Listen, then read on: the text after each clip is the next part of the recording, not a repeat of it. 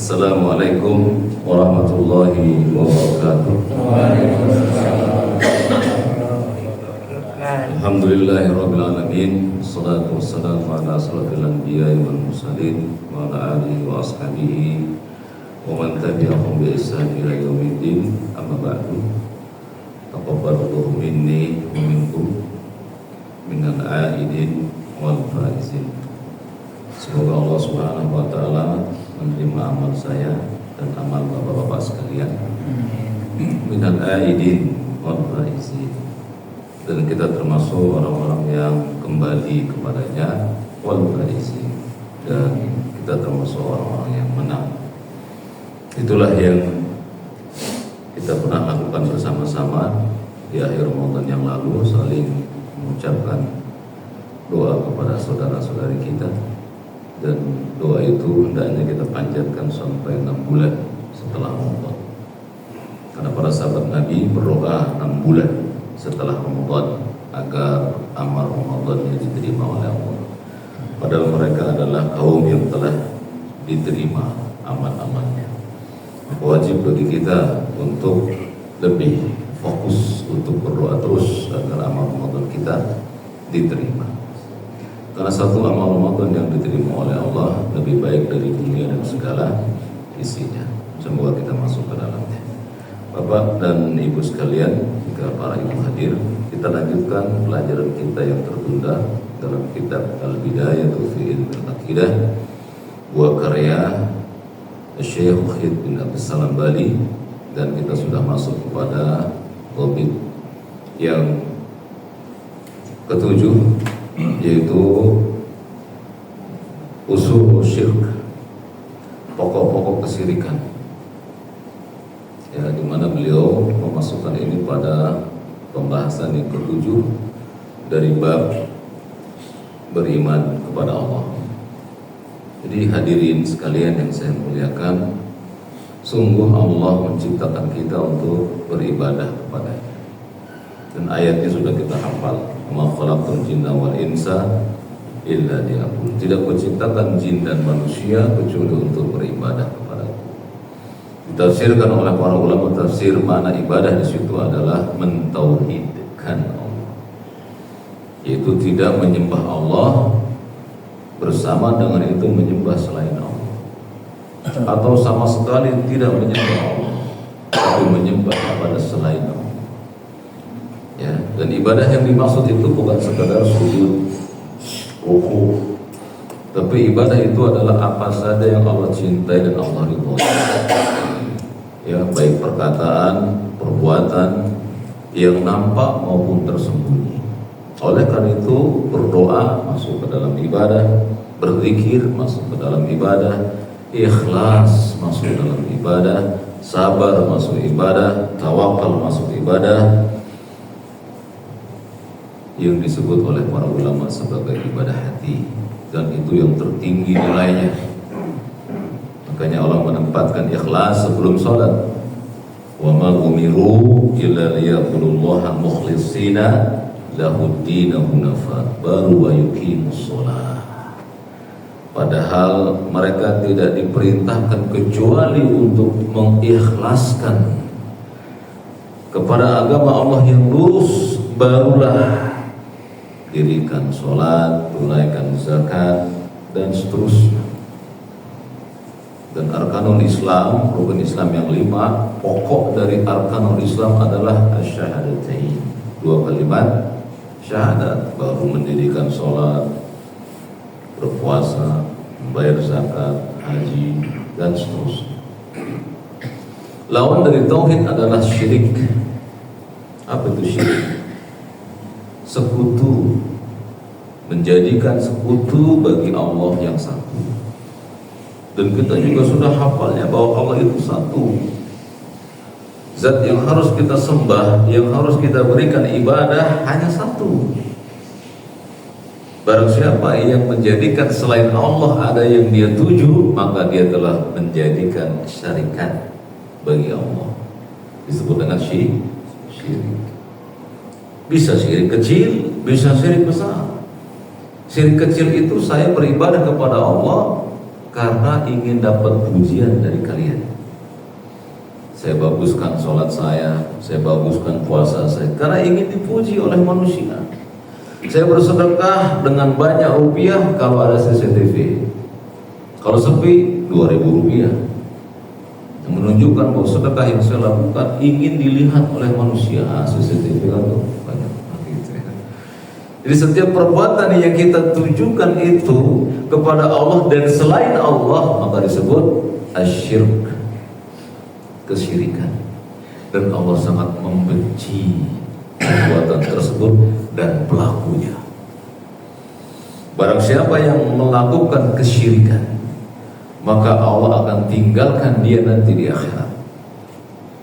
Allah berfirman dalam hadis qudsi ketika Nabi bersabda, sesungguhnya Allah Ta'ala nanti pada hari kiamat mengumpulkan orang-orang yang riya.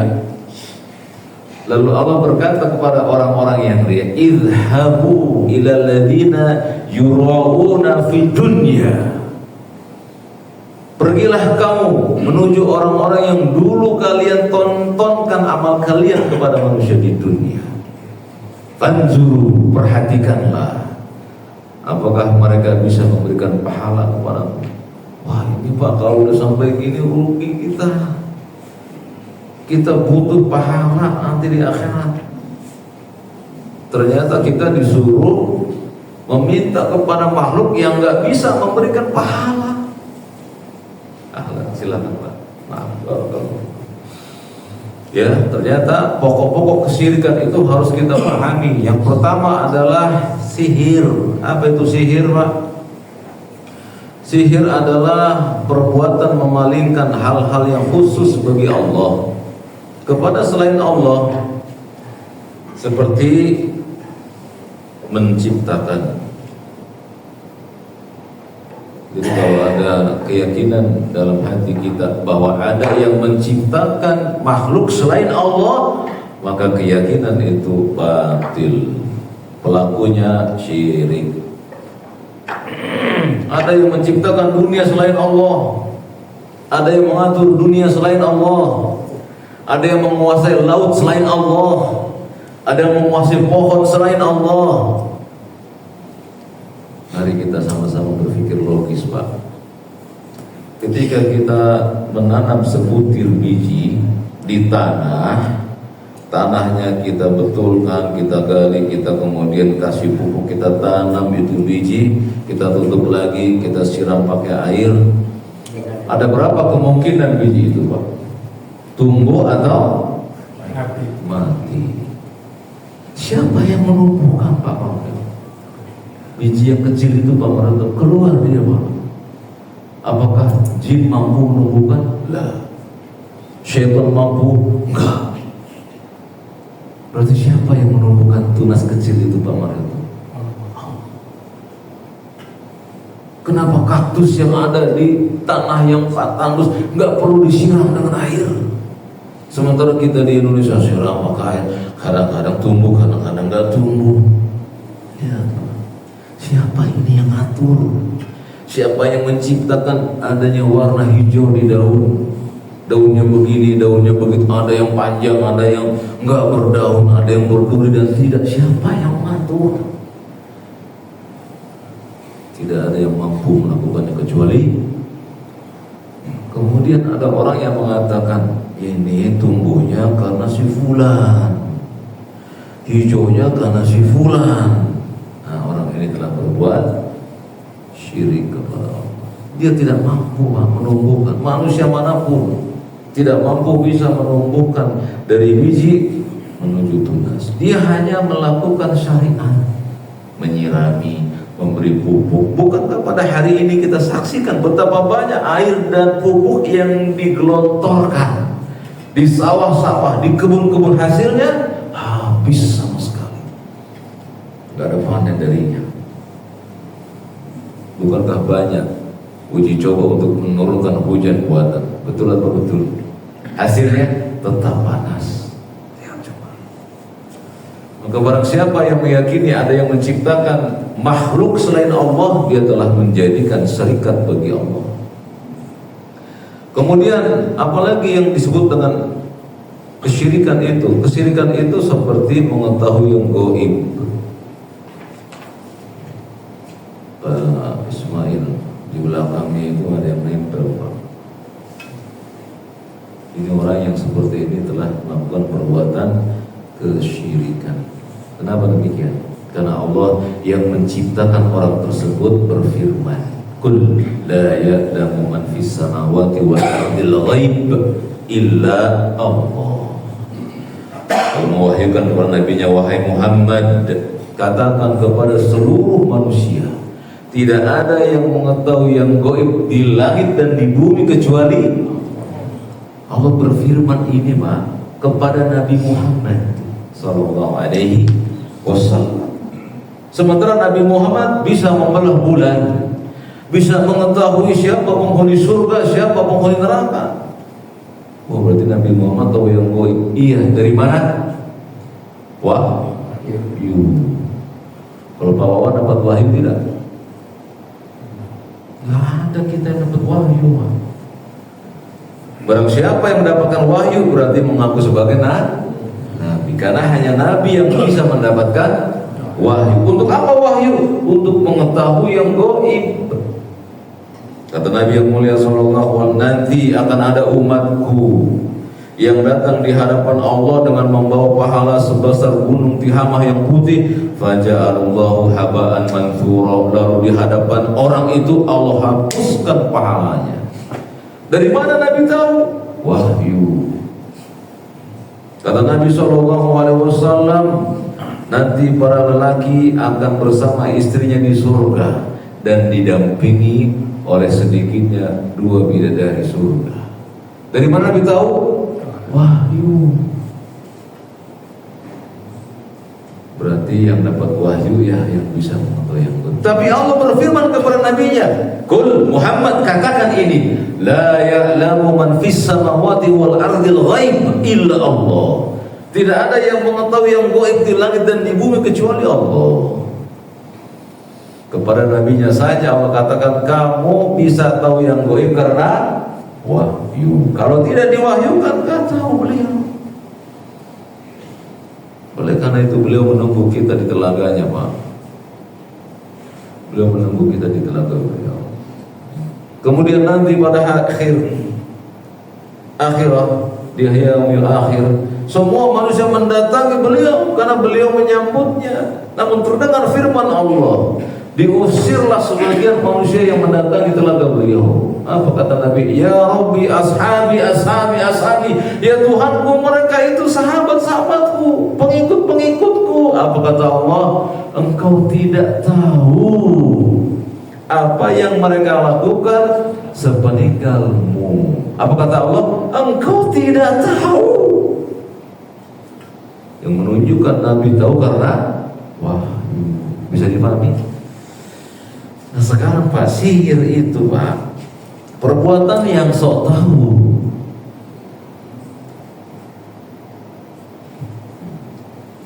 Saya tahu, masukin ke otak. Dia bisa menangkap sesuatu yang dia tidak lihat. Namanya apa kalau bukan sok tahu? Betul tidak? Dan itu dilakukan dengan apa? Dengan berukhuwah kepada siapa? Syaitan. Makanya kalau ada orang yang bisa melihat sesuatu, ada kemungkinannya Pak. Kemungkinannya dia kerasukan syaitan atau dia berukhuwah dengan syaitan.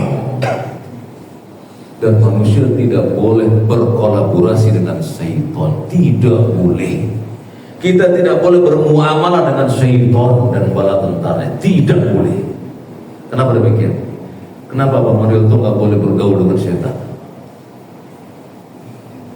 Karena kita nggak tahu Pak, ini setan, ini jin yang taat atau jin yang maksiat.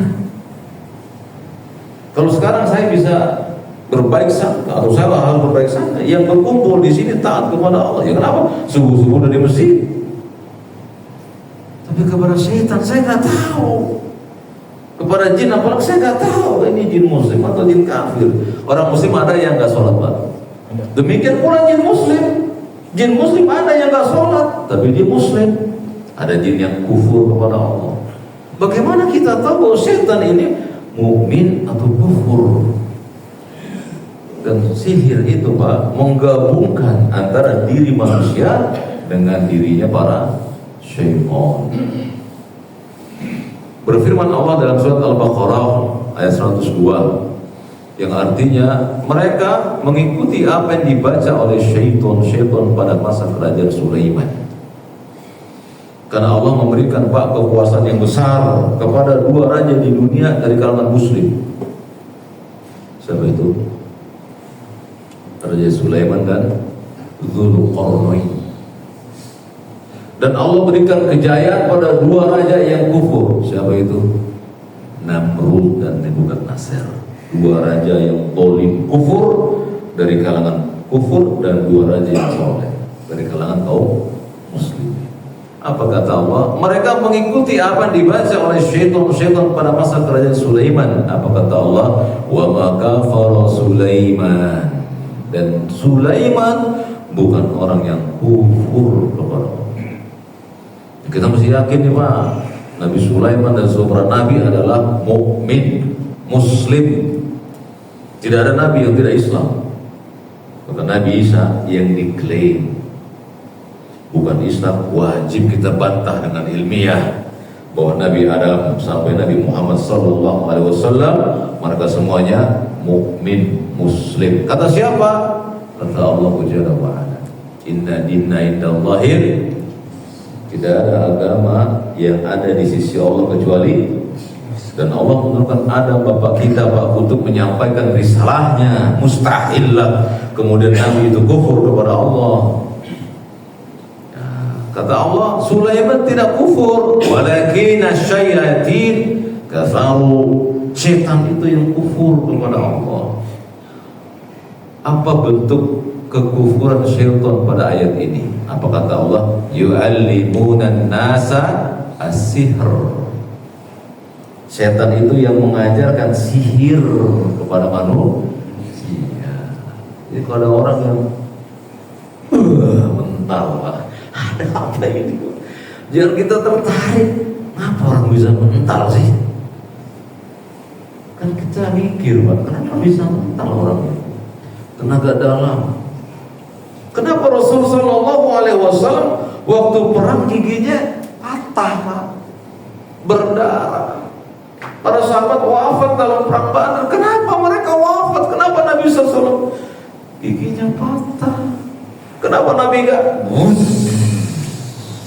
Ya tidak. Kenapa Nabi tidak mentalkan saja orang-orang kafir Quraisy?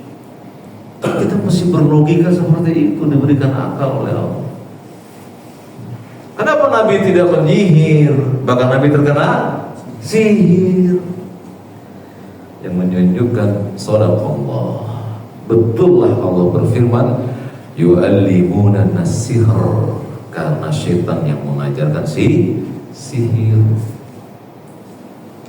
Yang kedua, perdukunan. Ini asal muasal kesyirikan. Perdukunan adalah pengakuan mengetahui yang gaib. Kalau sihir tadi memohon bantuan syaitan untuk melakukan sebuah hal yang istimewa. Makanya tukang sihir Firaun ngapain Pak? Ketika berhadapan dengan Nabi Musa, dia lemparkan tongkat-tongkat kecil atau tali temali, dilemparkan. Tapi ada nggak dampaknya Pak ke Nabi Musa alaihissalam? Ada, kaget beliau. Makanya sihir tetap bisa mempengaruhi mata kita. Tapi karena Allah perintahkan Nabinya Musa melemparkan tongkatnya ke hadapan mereka. Jadi apa? Tukang sihir Firaun kagetnya setelah mati. Kenapa? Ini bukan pengelabuan mata. Ini benar-benar tongkat yang menjadi ular. Tunduklah mereka Pak. Kami beriman dengan Tuhannya Musa. Dipenggal oleh Firaun. Karena Firaun gak mau ada Tuhan selain dia. Makanya Firaun berkata apa? Ana rabbukumul a'la, aku Tuhan kalian yang paling tinggi. Kenapa kalian sembah Tuhannya Musa? Dibunuhlah tukang sihirnya Firaun yang tunduk kepada Allah Tabaraka wa Ta'ala. Jadi zaman dulu Pak, orang yang kembali kepada Islam dibunuh. Makanya Makanya kita jangan takut memegang Islam. Kenapa? Kenapa semua orang pasti mati?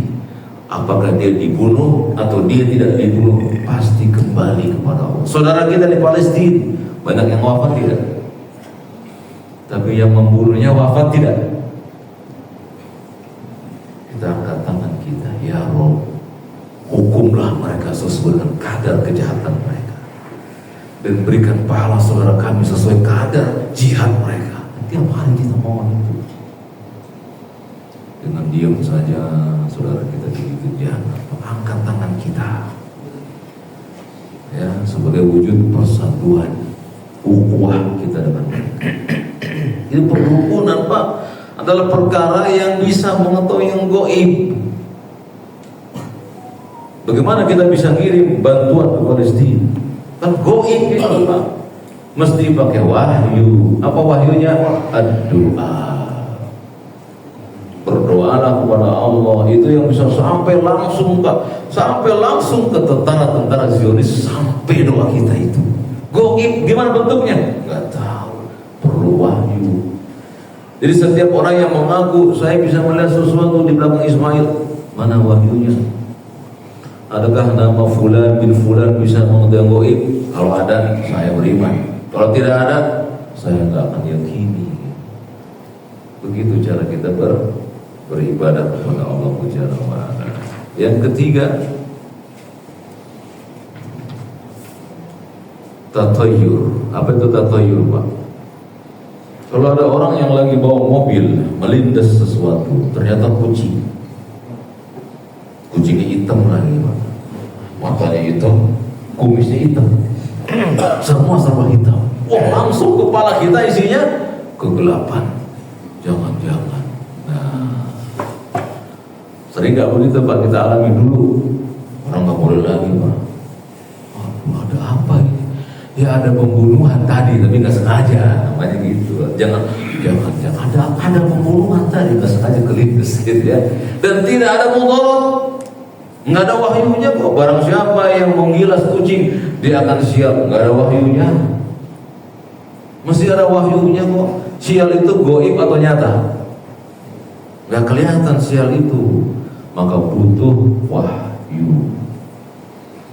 Tatayyur itu anggap sial Pak, baik yang dia lihat atau yang dia dengar. Dulu Pak, di zaman kita kecil, wah, dengar burung. Ada apa tuh biasanya? Ada yang meninggal. Betul ada yang meninggal, jadilah iman. Betul apa tuh? Akhirnya kita katakan, ada yang mati itu apa? Burung wafat,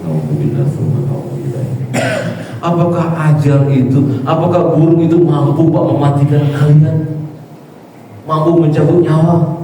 Lalu untuk apa Allah mengutus para malaikatnya, di antara malaikat maut yang mencabut nyawa hamba-hambanya? Apa fungsinya kalau begitu kita beriman kepada malaikat? Kalau Allah mematikan hamba dengan burung, bisa dipikirkan Pak. Jadi tatayyur itu menganggap sial sesuatu yang tidak ada wahyunya. Jangan lewatin tempat itu tuh, dekat pojok-pojokan dekat rumahnya Pak Suku.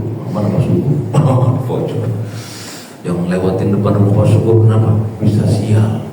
Tanya mana wahyunya? Nggak ada. Jangan percaya. Tapi lewat situ Pak jatuh berubah. Gak usah khawatir Pak. Kita sebut apa? Bismillah. Selesai. Jangan mikir, wah bener juga ya lewat rumah Pak Syukur apes. Nah, boleh. Berarti kita percaya dengan sesuatu yang tidak diwahyukan. Dan tatayyur kata Nabi, atiyarah syirkun. Menganggap sial yang tidak ada wahyunya kesyirikan.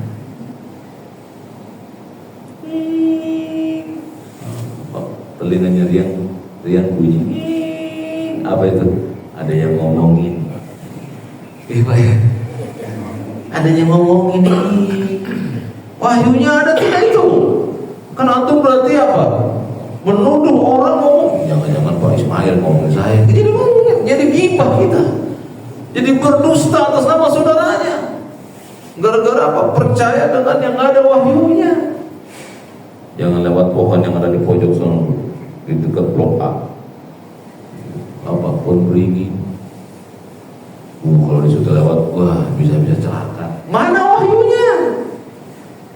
Gak boleh kita percaya yang seperti itu, Pak. Bisa dipahami, teman-teman? Yang keempat, menyembelih untuk selain Allah. Bentar lagi kita masuk bulan apa, Pak? Kalau nyembelih, Pak, Ramadan. Bulan haji, Pak, ya. Zulhijjah. Bentar lagi kita masuk, Pak. Ada nyembelih tuh, Pak. Ya enggak?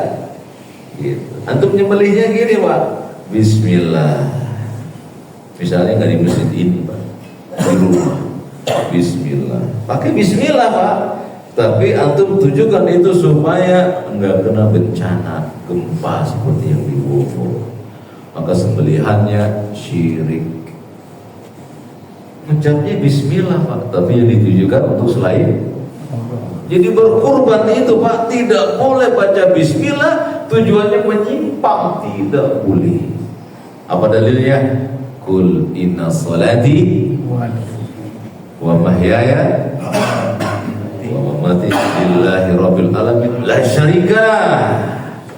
Katakan Muhammad, sesungguhnya salatku wa nusuki itu, Pak, terjemahan yang benernya bukan ibadah. Sesungguhnya salatku, sembelihanku, karena nusuk itu, Pak, menusukkan sesuatu ke tubuh hewan, yaitu pisau. Namanya nusuk dalam bahasa Arab. Tapi yang namanya menyembelih bagian dari ibadah. Maka terjemahannya sesungguhnya sholatku, ibadahku, ya nggak salah juga. Tapi secara makna yang benar, nusuk adalah sembelihan. Makanya sesungguhnya sholatku, sembelihanku, lillahi rabbil alamin, hanya untuk Allah, la syarikalah, nggak boleh ada sekutu bagi dia. Bisa dipahami.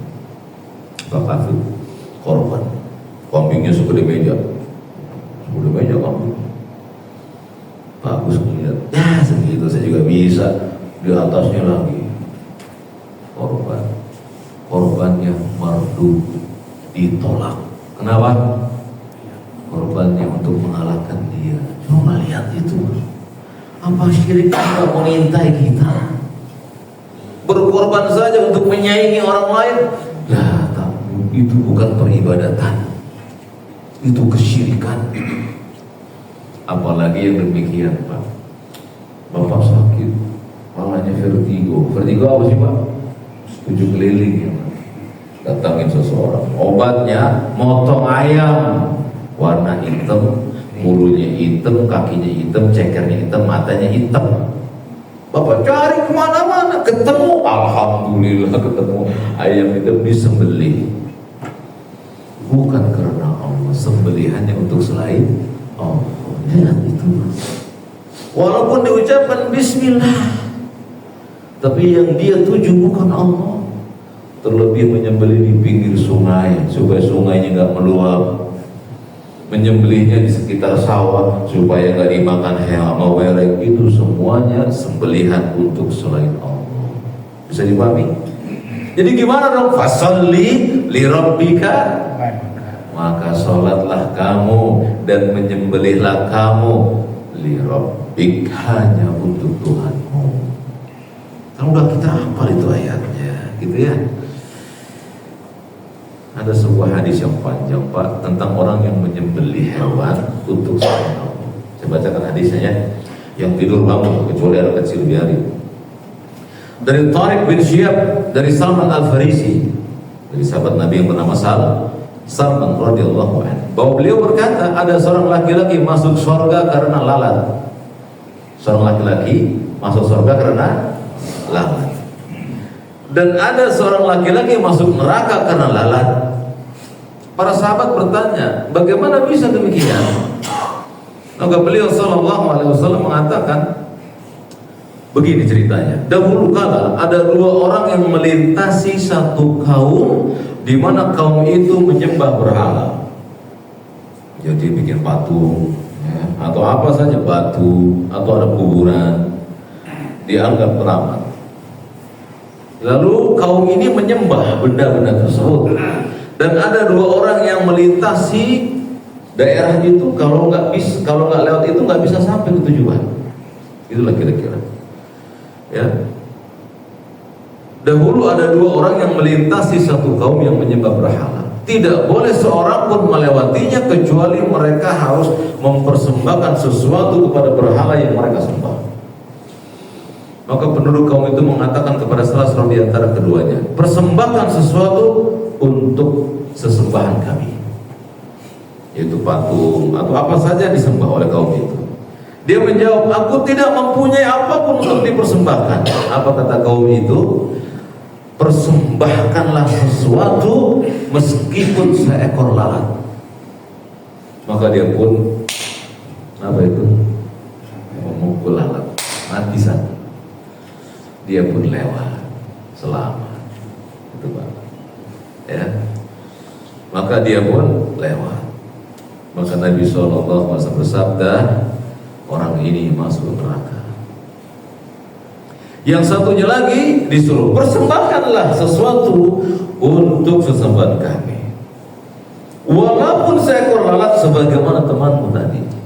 Dia mengatakan begini, aku tidak akan memberikan sesembahan kepada sesembahan kalian, persembahan kepada sesembahan kalian walaupun seekor lalat.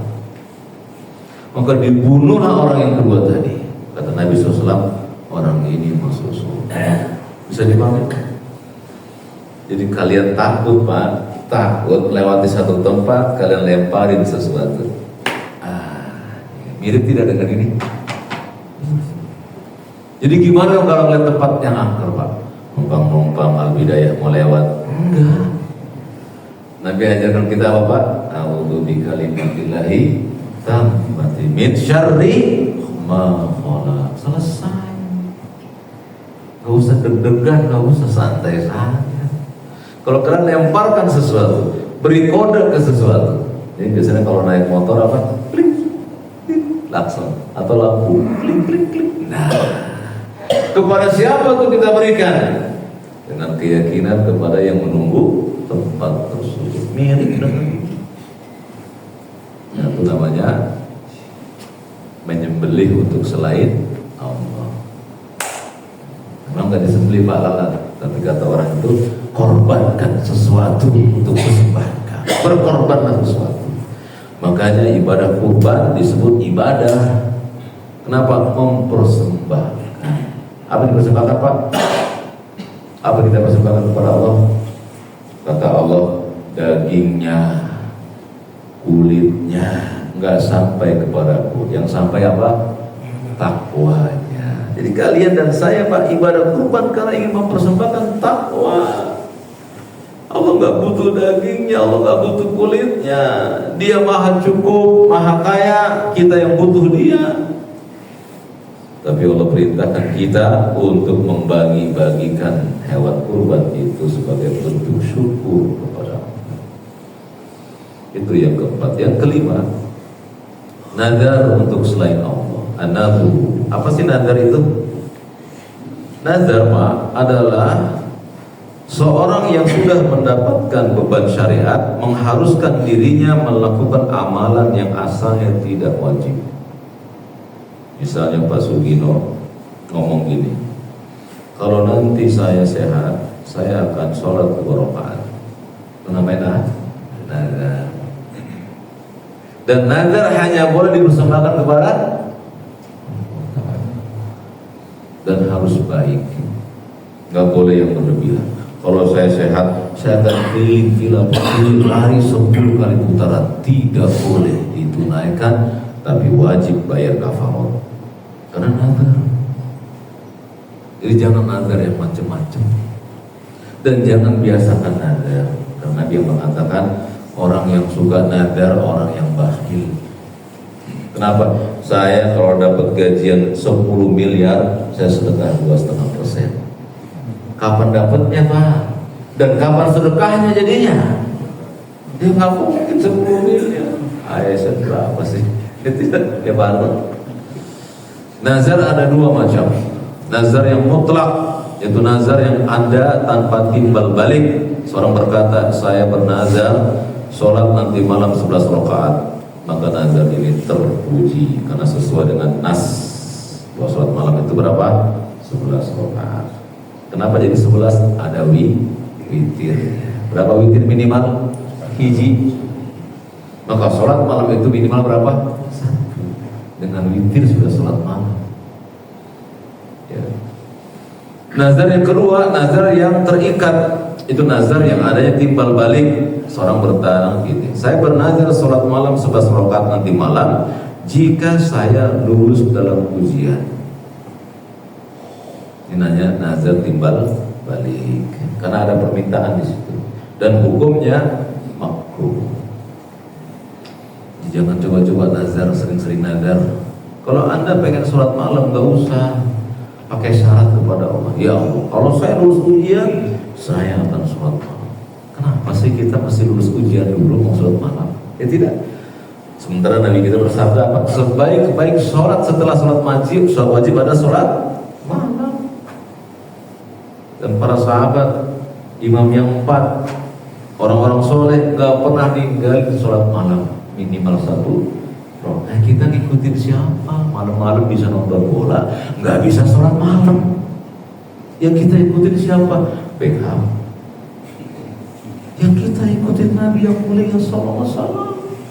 Yang jelas-jelas Allah ridho padanya.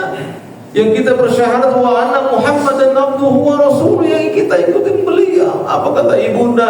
Atasna wa hada ya Rasulullah, kenapa kau lakukan sholat malam sampai kakimu bengkak memerah?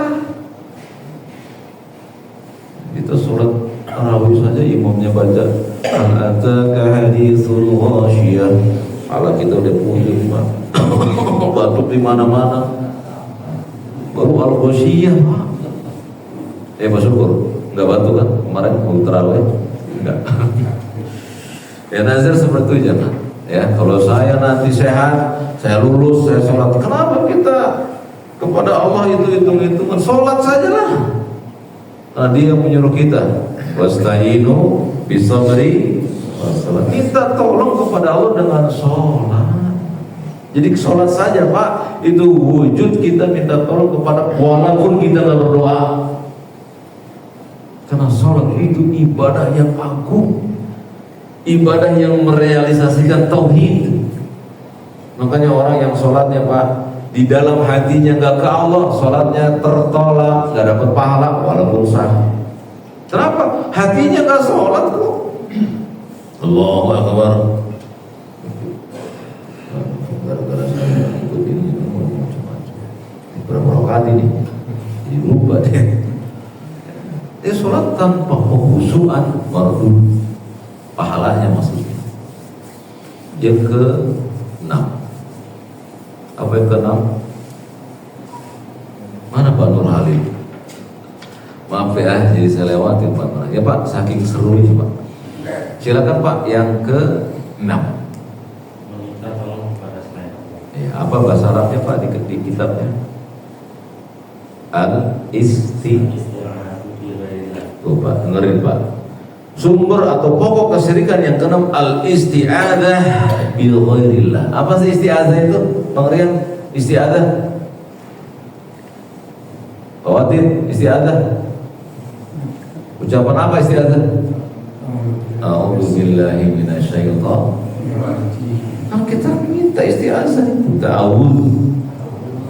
Ya kan? Isti'adzah itu permintaan tolong kepada Allah, perlindungan minta kepada Allah. Makanya di sini sumber kesyirikan diantaranya minta tolong kepada selain Allah, berlindung kepada selain Allah. Mumpang jamaah barokah pengen lewat selamatin ya. Namanya minta perlindungan kepada selain Allah. Hukumnya syirik, bahkan sumber kesyirikan. Bisa dipahami bagus? Al-isti'adzah minta perlindungan kepada selain Allah pada perkara yang hanya Allah mampu Pak. Tapi boleh nggak kalian bisa dikejar-kejar begal masuk ke kantor polisi? Kebetulan komandannya Pak Afif. Pak Komandan, tolongin saya pengen dibegal, lindungi saya. Boleh atau tidak? Boleh. Jadi beristiadah minta perlindungan boleh kepada makhluk selama makhluk mampu melakukannya. Ya kan? Polisi mampu tidak Pak? Menolong orang dari pencurian mampu. Tapi meminta perlindungan kepada makhluk yang bukan haknya makhluk, hukumnya syirik. Contoh, Pak Polisi, tolong Pak lindungi saya dari setan. Bisa? Ya, bisa. Orang polisi takut setan juga. Gitu. Ya. Jadi hanya boleh minta perlindungan kepada selain Allah pada perkara yang orang itu mampu untuk memberikan kepada kita. Contohnya apa? Pak Satpam, tolong ya, lindungi keluarga ini. Bisa. Pada Pak Satpam bisa motor. Dalam arti melindungi rumah itu dari begal dan perampokan. Adapun melindungi rumah itu dari keselamatan musibah gempa, nggak bisa, nggak boleh kita minta kepada selain Allah. Yang ketujuh, silakan Pak Nurhali. Berdoa kepada selain Allah. Ada nggak sih orang berdoa kepada selain Allah, Pak? Ada.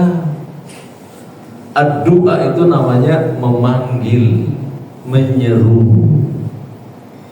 Jadi kalau bapak lagi sakit, Pak, wahai fulan, sembuhkan saya, kufur, syirik besar. Karena memanggil orang yang tidak ada di hadapannya dan tidak mampu melakukan penyembuhan. Baik orang itu masih hidup yang nggak ada di hadapannya atau orang itu sudah wafat. Saya punya kakek, Pak. Kakek saya dulu tuh ngajarin ngaji. Alif beneran, bukan alif-alifan. Alif beneran. Kalau kita belajar alif-alifan, Pak, ya, belajar alif-alifan, jangan alif beneran. Bapak kakek saya dulu ngajarin itu, Pak, ngajar ngaji. Ya, datang orang, Pak, Pak Yai, jawab gitu ya, Pak Yai, saya kepala saya sakit. Oh, ya udah, tunggu aja tuh dah, suruh tunggu. Maka saya ngajar terus, Pak. Pas ngajar terus dia kehausan, dia minum. Ditaruh di depannya, Pak. Disangkanya airnya air bacaannya, Pak. Dibawa pulang oleh orang tua. Kakek saya masuk ke dalam, pas minum, saya mana ini gitu.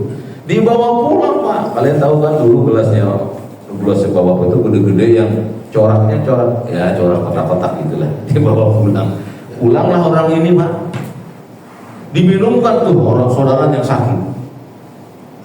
Sembuh, Pak. Gitu. Besok datang bawa wortel, bawa kol. Kan orang kampung dulu kan ngasihnya gitu, nggak ngasih pulus, nggak ada ATM dulu, nggak ada TF-TFan dulu, ngasihnya gitu. Apa ini? Makasih, air mana? Gitu. Air yang semalam, Pak, ini. Saya nggak ngasih air. Itu yang di meja, itu air minum saya. Tapi semua Pak. Kakek saya nangis, Pak, saat itu. Dia bilang, kamu pulang.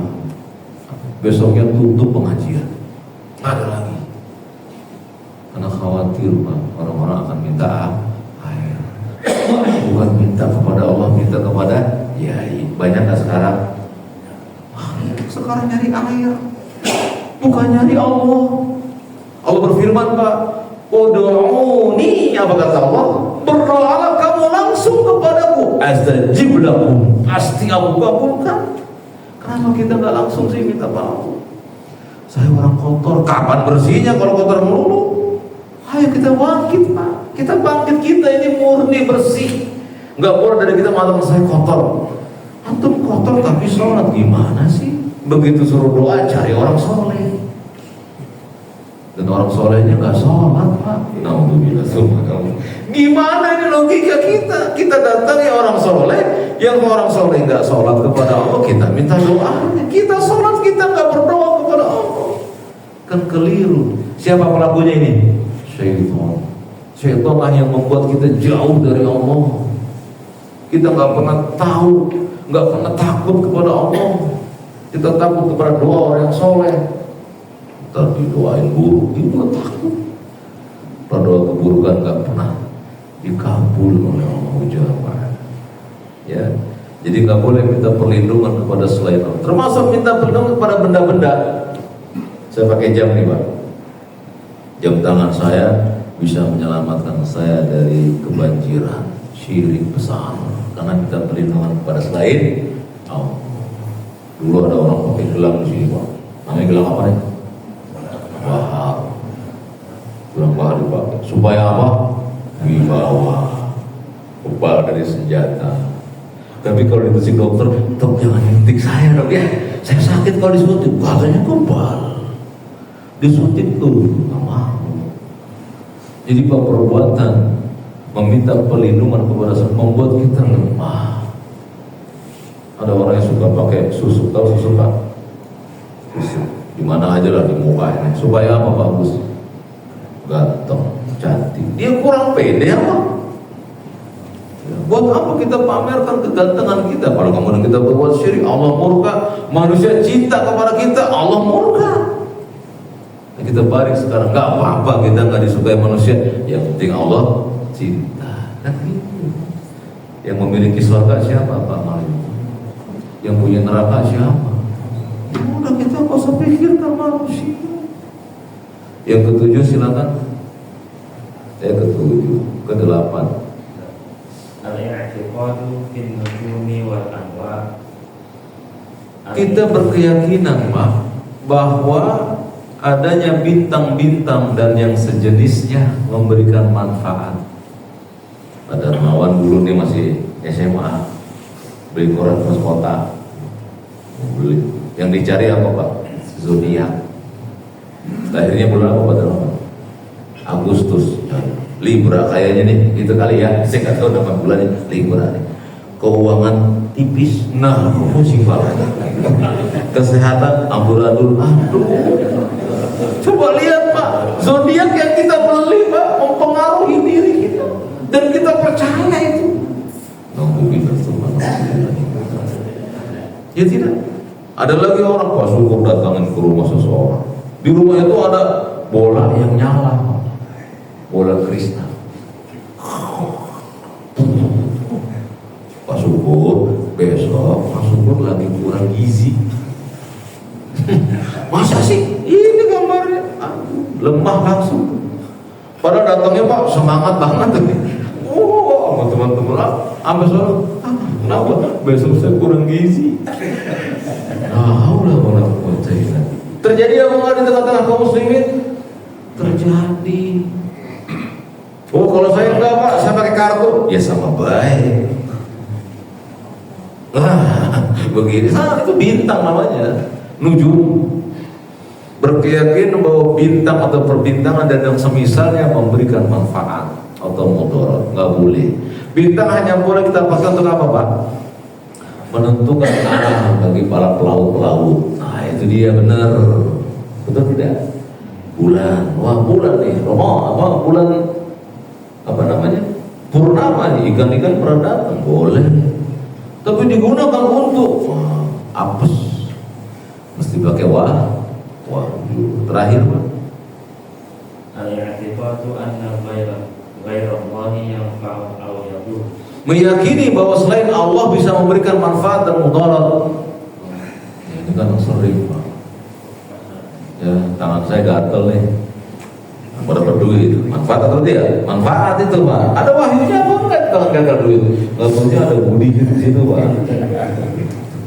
Ada kuman-kuman. Ya, ini berdenging, adanya ngomongin ini. Kita jadi dosa Pak. Berbuat syirik jadi dosa. Aduh nih, jangan Pak Mario ngomongin saya. Ini ngomongin dia kita. Padahal dia nggak melakukan apa-apa. Kita tuduh saudara kita dengan kedustaan. Itulah berbahayanya perbuatan syirik. Masih ada waktu? Habis. Sebelum lagi. Oh, baik. Kita berpindah ke satu bab yang baru. Silakan Pak Nurhali. Al-bab tsani al-imanu bil malaikah. Bab yang ketiga adalah beriman kepada malaikat. Setelah kita beriman kepada Allah Pak dengan nama-namanya, sifat-sifatnya, nggak boleh berbuat syirik, maka kewajiban kita berikutnya beriman kepada beriman kepada malaikat. Mesti dua Pak, mesti jamak. Malaikat kalau bahasa Inggrisnya ya angels gitu. Dalam bahasa Arabnya al-imanu bil malaikat. Dari kata malak, jamaknya malaikat. Jadi mesti yakin tuh Pak, bahwa malaikat enggak satu. Makanya beriman kepada para malaikat atau malaikat. Lanjut Pak. Wa fihi salasatu qawaid. Oh iya, pada bab ini Pak ada 3 pembahasan. Lanjut. Al-Dhabitul awal al-iman biwujudil malaikah wa annahum katsirun la ya'lamu adadahum illallah. Dobit yang pertama, pembahasan yang pertama, beriman kepada wujudnya malaikat. Artinya malaikat ada. Malaikat itu ada, Pak. Dan jangan cuma saya percaya, Anda percaya nggak percaya, nggak boleh, Pak. Barang siapa yang tidak percaya adanya malaikat, kufur. Karena ini masuknya bab iman, percaya, yakin. Barang siapa yang mengatakan saya nggak beriman dengan keberadaan malaikat, sama saja dia nggak beriman bahwa Allah menciptakan mereka. Gitu tidak? Iya. Makanya arkanul iman ini pokok untuk arkanul Islam. Jadi sebelum belajar arkanul Islam, arkanul iman dulu, Pak. Jangan dibalik, nanti salah. Belajar iman dulu baru Islam, sangat gampang. Udah tahu kalian Allah, nanti akan tahu malaikatnya, kitab-kitabnya, nabinya, hari akhirat, takdir, akan tahu. Jadi beriman bahwa malaikat ada dan berwujud. Apa wujudnya, Pak? Pak Darmawan tahu nggak wujud malaikat? Nggak tahu, mesti ada wahyunya. Wahyunya, Pak, Jibril memiliki berapa sayap? 600 sayap. Jibril, kalau Nabi melihat itu semua ketutup dengan tubuhnya Jibril, saking besarnya. Dan malaikat ada yang tugasnya, Pak, memikul arsy. Namanya malaikat ayam. Makanya di film-film Cina ada itu dewa ayam. Iya, ada malaikat ayam, Pak, yang memikul arsy. Kepalanya mentok ke arsy, kakinya menghujam ke lapisan bumi paling akhir. Besar sekali. Dan setiap hari bertasbih memuji Allah. Itu tugasnya malaikat yang mirip dengan ayam. Ada malaikat yang tugasnya, Pak, mengatur tetesan air hujan. Ada namanya, ada tugasnya. Gak boleh memberikan nama bagi malaikat yang Allah gak berikan nama. Seperti malaikat apa yang kita namain? Kanan kiri. Namanya bukan Raqib Atid. Itu bukan nama malaikat, tapi beredar di tengah-tengah kita nama malaikat Raqib Atid. Raqib Atid maknanya Raqib yang dekat, Atid yang mencatat. Mayal fizu min qaulin illa ladaihi raqibun atidun. Ya, tidak ada lisan yang keluar sepatah kata pun, melainkan ada malaikat yang raqib yang mencatat, Atid yang dari dekat mencatat, mengawasi. Itu bukan nama malaikat. Dan nggak boleh menamakan malaikat itu Raqib dan Atid, tapi tugasnya mencatat dan mengawasi dari dekat. Ada malaikat yang warnanya biru, Pak, ketika dikubur. Nama malaikatnya apa? Yang bertanya kepada setiap orang dikubur. Dua malaikat, Munkar, Nakir. Tugasnya bertanya kepada semua kita, ditanya nanti, Pak. Pada Darmawan, Pak Harko ditanya, Man Rabbuka, Man Nabiyuka, itu lagi Madinuka. Diapalin bisa, Pak? Nggak bisa. Antum apalin 3 lafaz itu nggak berguna sama sekali selama antum menyimpang dari keimanan kepada Allah. Tidak bisa menjawab. Apa dalilnya? Sabda Nabi SAW. Adapun orang-orang yang kafir kepada Allah, ketika ditanya dengan siapa Rabbmu, siapa Nabi yang diutus kepadamu, apa agamamu? La adri. Aku nggak tahu. Maka dipukul kepalanya sampai pecah. Dan dia berteriak, teriakannya bisa dikenal, didengar oleh seluruh penduduk kubur kecuali jin dan kita. Bagi mereka yang nggak bisa menjawab pertanyaan dua malaikat Munkar dan Nakir. Ada malaikat yang tugasnya menggiring awan, Pak Darmawan. Namanya apa? Nggak tahu, karena Nabi nggak jelaskan. Tapi tugasnya menggiring awan. Dan ketika dia menggiring, terdengar suara giringannya, Pak. Namanya apa? Geledek, petir. Nah itu bunyi awan yang digiring oleh malaikat. Sebagian ulama mengatakan bahwa yang berbunyi itu ada cambuknya malaikat saat mengiring awan. Dua-duanya sah karena berkaitan semuanya. Ada malaikat yang tugasnya mencabut nyawa. Apa namanya? Bukan Israel. Namanya yang diberikan oleh Allah nabinya malaikat maut. Bukan Israel. Adapun malaikat Israel itu penamaan dari Bani Israel. Nggak boleh kita terima. Tapi kita sampaikan itu malaikat Israel. Lalu kita gambarin Pak malaikatnya pakai hitam-hitam, pakai tombak yang ujungnya ada beginian. Wala haula wala quwwata illa billah. Orang ini lebih hebat dari Nabi yang mulia sallallahu alaihi wasallam. Bisa menggambarkan malaikat dengan senjatanya. Enggak boleh. Beriman kepada malaikat, beriman dengan wujudnya wa annahum katsir, dan bahwa mereka jumlahnya banyak. La ya'lamu adadahum, enggak ada yang tahu jumlahnya illa Allah. Gitu. Barangkali sampai situ dulu ya. Topik yang pertama dari beriman kepada malaikat. Tanggal berapa ini? 20 ya. Tanggal 20 bulan 4 2025 Al-Bidayah. Baik, aku qouli hadza wa astaghfirullahal-adzim li wa lakum wa lisairil muslimina min kulli dhanbin fastaghfiruhu innahu huwal ghafurur. Silakan Pak Darmawan. Silakan Pak Darmawan. Ya, terkait yang tadi itu menyatakan bahwa kalau misalnya jalan di suatu tempat itu istilahnya harus ngikutin gitu. Itu kan walaupun dibunuh masuk surga kan Ustaz. Nah, bagaimana kalau misalnya kita ngakalin Pak Ustaz? Ngakalin bohong-bohongan bahwa kita ngikutin dia, tapi dalam hatinya kita beriman, masih beriman. Ya, bagus pertanyaannya. Dan itu dilakukan oleh Amr bin Yasir, seorang sahabat Nabi yang disiksa oleh orang-orang kafir Quraisy dan disuruh mengucapkan kalimat kekafiran. Lalu dia kembali kepada Nabi SAW. Ya Rasulullah, bagaimana keadaanku? Aku disuruh mengucapkan kalimat-kalimat kufur. Lalu Nabi bertanya, bagaimana hatimu? Apakah tenang dalam keimanan? Ya, aku tenang dalam keimanan. Lakukan perbuatan itu selagi mereka menyiksamu. Para ulama memasukkan hadis ini Pak, bolehnya kita berdusta. Ya, bolehnya berdusta selama ada maslahatnya. Misalnya dibunuh kalau nggak hidup.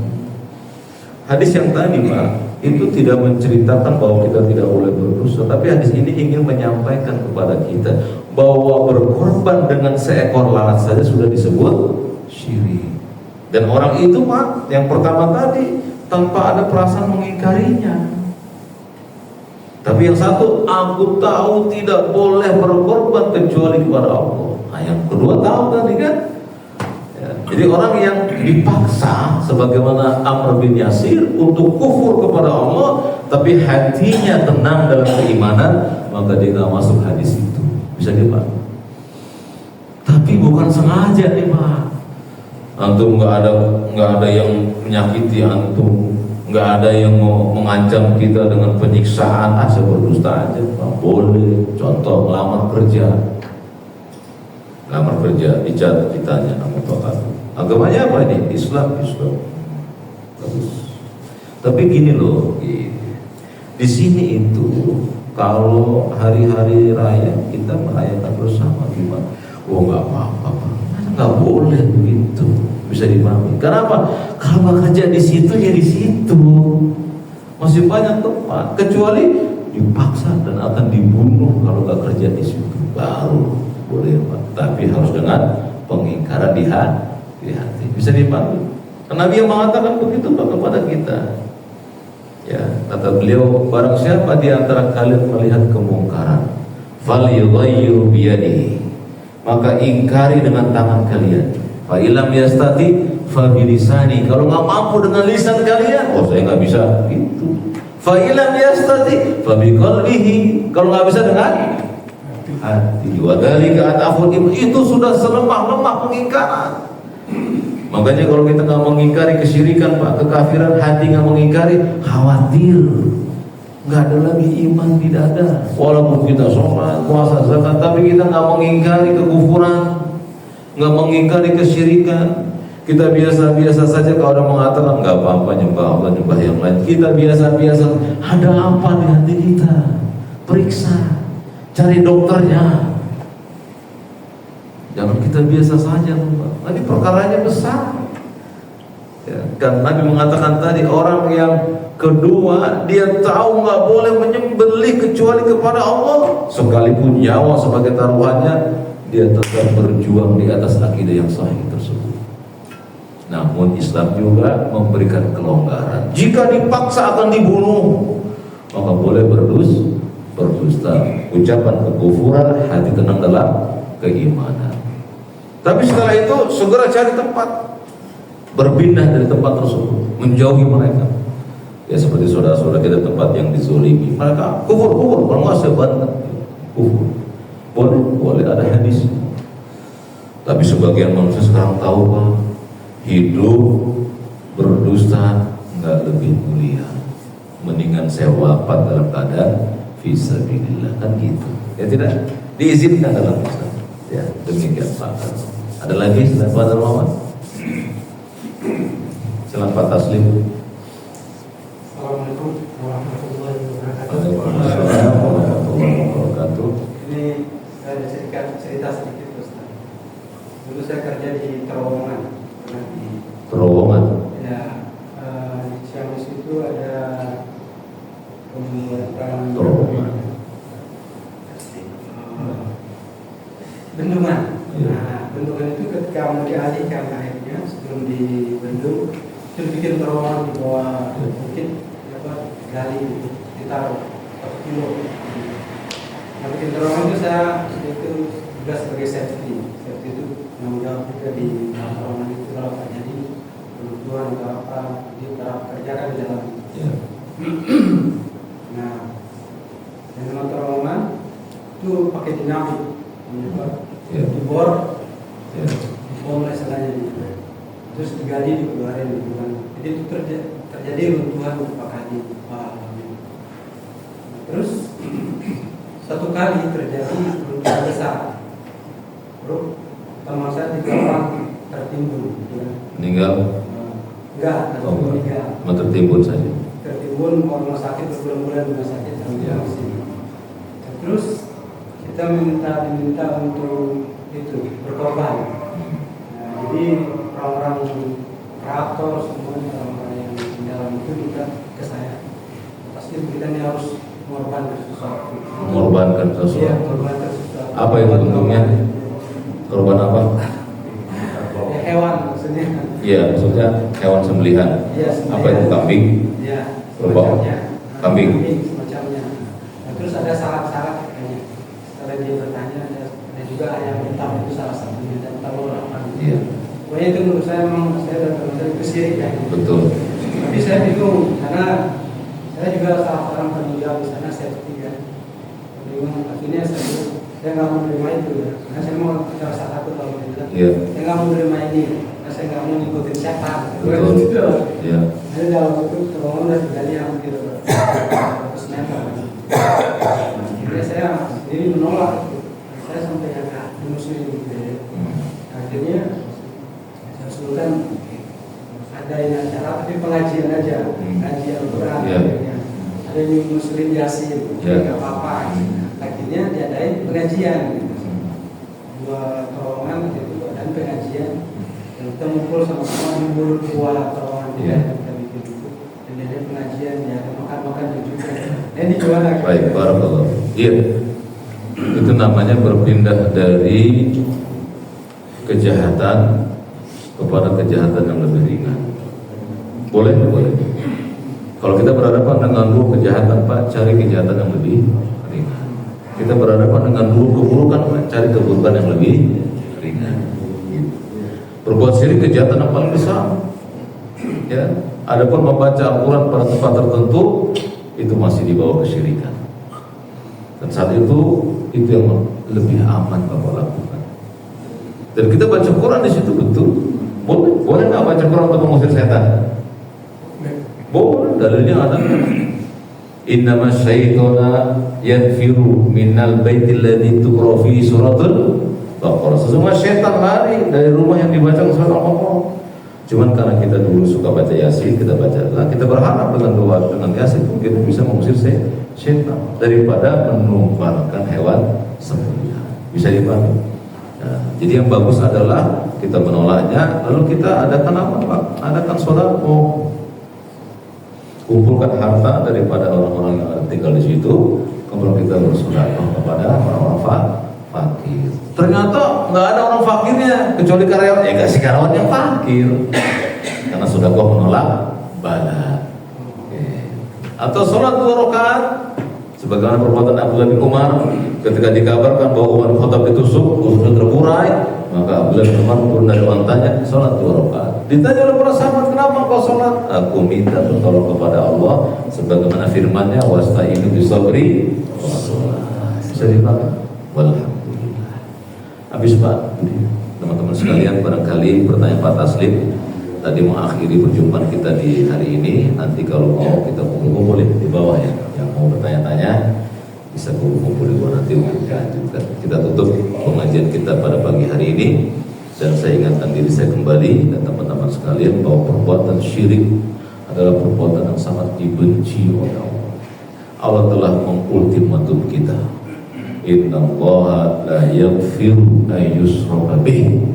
Sesungguhnya Allah tidak akan mengampuni dosa berbuat syirik. Wa yaghfiru ma duna dzalika liman yasha. Dan Allah ampuni dosa di bawah kesyirikan. Kalau tadi keliru tetap diampuni. Kalau syirik tidak diampuni kecuali orang itu taubat nasuha. Semoga kita dilindungi oleh Allah dari perbuatan syirik, dan semoga Allah jadikan kita orang yang mentauhidkannya. Amin ya rabbal alamin. Kita tutup dengan kafaratul majelis. Subhanakallahumma wa bihamdika asyhadu an la ilaha illa anta astaghfiruka wa atubu ilaik. Wassalamualaikum warahmatullahi wabarakatuh.